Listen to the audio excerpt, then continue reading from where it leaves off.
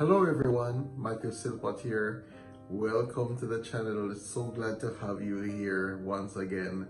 And by means of you being here means that you're learning or using some of the things that I've been saying on this through this medium in developing your musicianship or helping you with your whatever thing music related, want of a better term. But anyways, today I want to talk about some tips and some quick guides for the choral director, you as a choral director. Some things that you can use to help you within your tenure as a director. I shared some quick tips in terms of working with a young choir or a new choir before, but today I want to talk about some quick guides to be considered as choral director. And one is that you are supposed to know the types of singers that you're working with. Normally the setup of a choir is 4-part, 3-part, 2-part, can be mixed voices or one gender, whatever the case may be. But when I talk about knowing your singers, is knowing the type of singers that you really do have. A lot of times we don't have the time to go through an audition process. It's the ideal thing to do. Sometimes we have some dedicated people than talented people. Yeah, I mean the reality is there.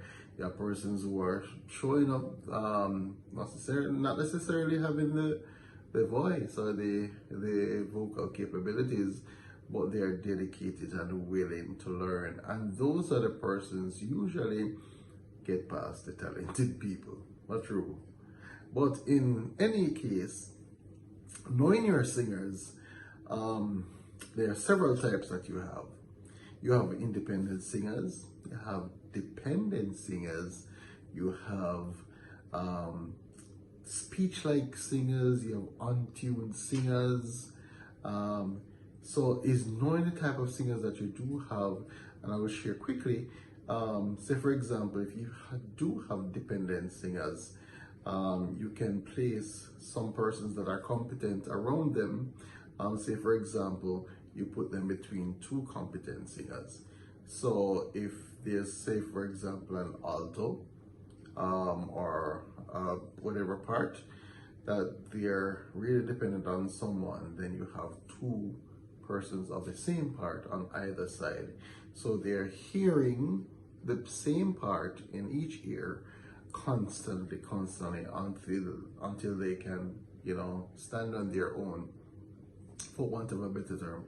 Speech-like singers, one way of trying to help them, they have to understand that your speaking voice should be different from your singing voice. So for example, this is my speaking voice. This is my singing voice. So there's a difference. You might have more chest for speaking, but more head, more diaphragm support for singing. So it's to make the transition really from speaking into singing. A lot of persons, their speaking voice may sound light, especially for males.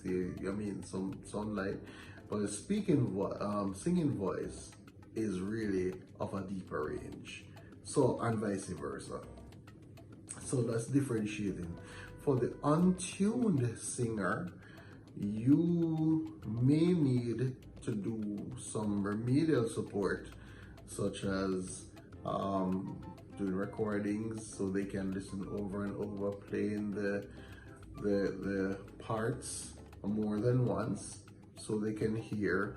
There are several exercises that they can do also to help, so like pitch matching,